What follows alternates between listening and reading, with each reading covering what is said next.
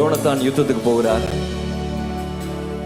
தன்னுடைய வேலைக்காரனை கூட்டிட்டு யுத்தத்துக்கு போறார். 2 பேர் தான் யுத்தத்துக்கு. அப்ப வேலைக்காரன் கேட்கிறான், ஆண்டவர் எப்படி வெற்றி தர போறார்? யோனத்தான்ட்ட பதில் கிடையாது. எத்தனை முறை வாழ்க்கையில மக்கள் எப்படி செய்ய போற, எப்படி ஃபீஸ் கட்ட போற, எப்படி குடும்பத்தை நடத்த போற, எப்படி இந்த கல்யாணத்தை பண்ண போற, உன் பிள்ளைல எப்படி கல்யாணம் கட்டி கொடுக்க போற, என்ன பண்ண போற, எப்படி இந்த கடன் அடைக்க போற கேட்கும்போது நம்ம கிட்ட பதில் கிடையாது. எத்தனை முறை பதில் இல்லாத நேரங்கள் நமக்கு உண்டு. How many times we don't have an answer for the people?